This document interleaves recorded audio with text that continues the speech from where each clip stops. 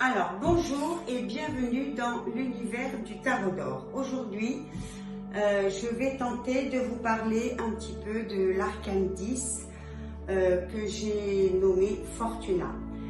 Alors, elle est derrière moi, ici. Donc, elle fait partie de la seconde initiation du tarot d'or. On a parlé l'autre jour des 3 initiations rapidement. Aujourd'hui, je vais surtout vous parler de cet arcane. Qu'est-ce qu'on voit? Un moussaillon sur une roue avec le chiffre 1 sur son nombril.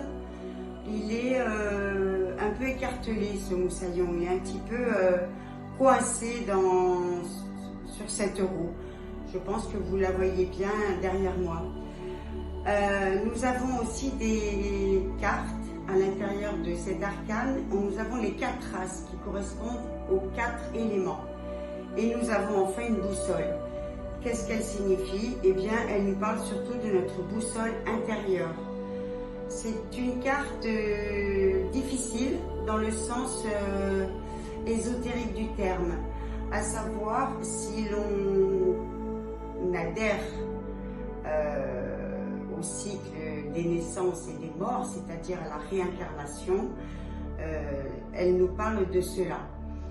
Et elle arrive après l'arcane numéro 9, où on a vu l'autre jour que c'était un moment très introspectif, méditatif, de réflexion, de prise de conscience.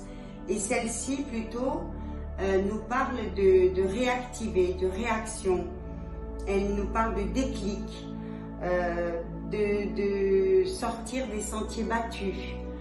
Elle vous invite à aller dans votre créativité, oser. Hein, alors je dirais d'un point de vue psychologique, oser dire, oser faire, oser écrire, oser voyager. Elle nous demande beaucoup finalement cette carte. Mais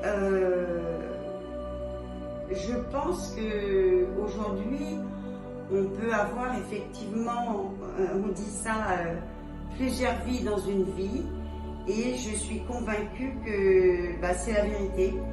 On peut sortir de cette roue, on peut aussi sortir ce qui s'appelle l'éveil, sortir des incarnations successives.